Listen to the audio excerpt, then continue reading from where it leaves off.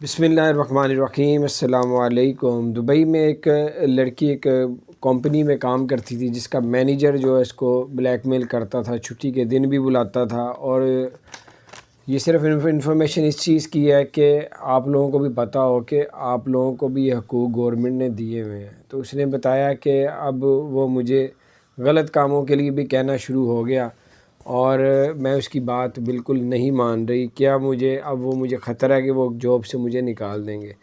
تو گورنمنٹ اس کے بارے میں کیا کہتی ہے؟ پولیس کا کہنا ہے کہ آپ لوگ اس کے خلاف مقدمہ درج کروا سکتے ہیں، عدالت میں کیس کر سکتے ہیں، اور اگر تو یہ بات صحیح ہوئی تو اس کا فوجداری میں جو ہے اس کا کیس لڑا جائے گا اور اس کو سخت سزا کم سے کم 6 مہینے قید اور اس کے علاوہ جرمانہ بھی کیا جائے گا، اور کسی قسم کا بھی نوکری سے نہیں نکالا جائے گا۔ لیکن بہت سے لوگوں کو پتہ ہی نہیں ان چیزوں کا، نہ ہمت ہوتی ہے کہ وہ یہ کام کریں۔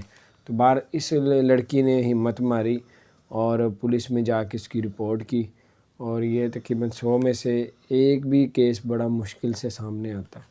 تو اسی طرح ہی ہوتا ہے کہ غلط کام بھی کرواتے ہیں تو ساتھ جو ہے وہ بلیک میل بھی کرتے ہیں۔ تو بہر اللہ تعالیٰ خیر کرے، کبھی جو ہے وہ غلط کام نہ کریں جس سے اللہ تعالیٰ ناراض ہوتا ہے، اللہ کا دنیا آخرت میں عذاب ہے۔ جس طرح اس بچی نے جو ہے پولیس میں رپورٹ کی ہے کہ غلط کام کے لیے جاب کے دوران جو ہے غلط کاموں کے لیے بھی جو ہے اس کو بلیک میل کر رہا ہے، تو اس نے ہمت کر کے پولیس میں بات کی ہے۔